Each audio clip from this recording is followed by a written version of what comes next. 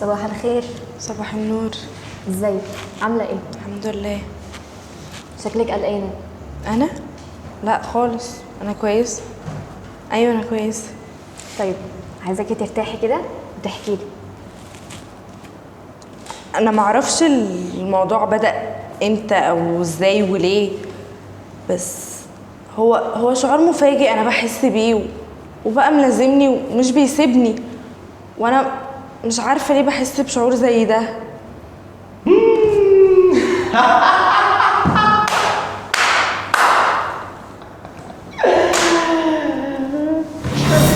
بس اسكت. مش عارفة ليه؟ ما هو من ضعفك. خليه يسكت. هو مين اللي يسكت؟ هناك اللي بيبص لي وبيضحك ده. طيب كملي وانا هخليه يسكت. انا حياتي اتدمرت مره واحده، بدات احس ان انا روحي مش موجوده ومش معايا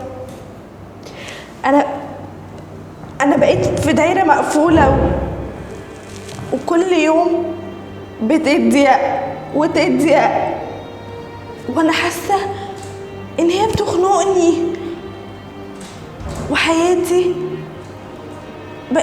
بقت عباره عن مكان ضلمه. بس انا مش خايفه من المكان ده، بالعكس انا بقيت متعوده عليه.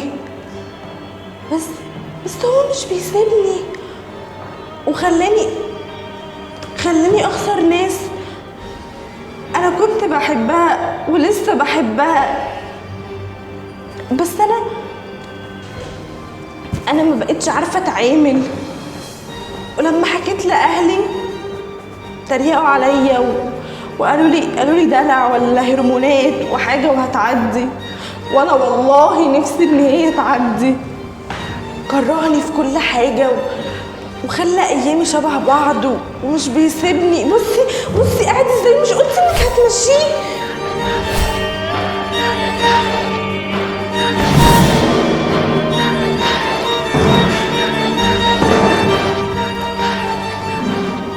well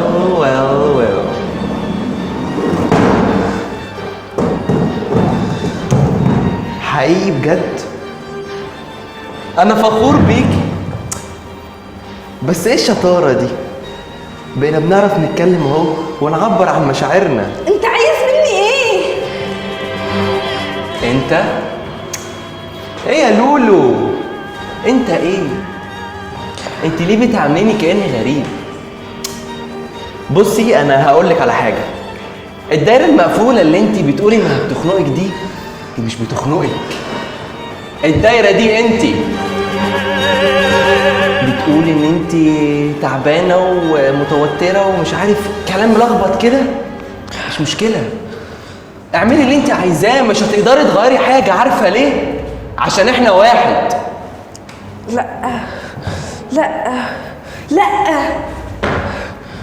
لا لا لا يا لولو، خاولة بتعبيني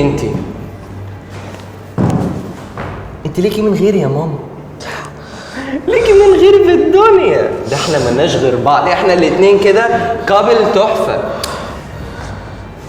صحابك فاكراهم؟ عارفة صحابك بيقولوا ايه عليكي من وراكي؟ صحابك بيقولوا يا جماعة ما تجيبوش ليلي معانا عشان بتخلي الجو كئيب. احنا مش عايزين ليلي معانا عشان احنا مش بنتبسط، احنا مش عايزين وجع دماغ. ولا اهلك فاكرة لما كان عندك مشكلة عملوا ايه معاكي؟ كان المفروض يسمعوكي، بس للأسف ما عملوش اي حاجة. عارفة بقى العامل المشترك بين كل ده ايه؟ انتي برضو. لا انت، انا حياتي ما كانتش كده قبل انت ما تظهر. انا كنت واحده طبيعيه، انت دمرت لي حياتي. ليه كده ليه؟ هو انا عملت حاجه؟ انا ما عملتش حاجه حبيبتي. ما تلوميش غير نفسك وبس، انت اللي اخترتي تبقى كده بارادتك انت لوحدك. يعني من الاخر ما تلوميش غير نفسك.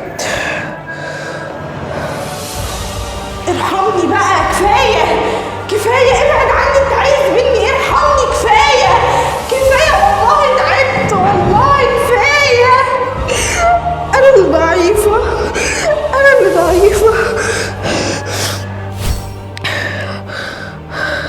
ليه في ايه؟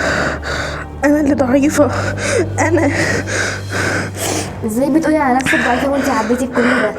مش عايزاكي تسمعي الكلام اللي بيكلمك ده تاني. اي حاجه يقولها ما تسمعيهاش، اتجاهليه، ما تخليهوش هو اللي يتحكم فيكي، انت اللي تحكمي فيه يا ليلي.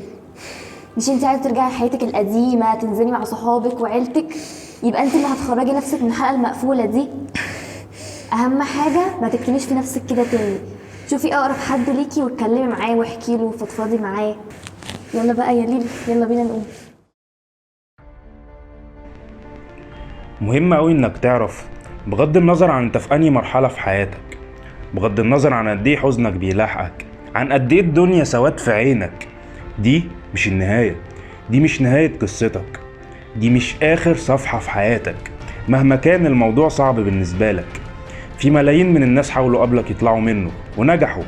الاكتئاب عمره ما كان حيطه سد مش هتعرف تعدي منها. الاكتئاب حاله مؤقته، مش هينفع تفضل في الحاله دي دايما. عشان كده لازم نتعلم ازاي نغير ده، لازم نتعلم ازاي منخليش حالة تسيطر علينا.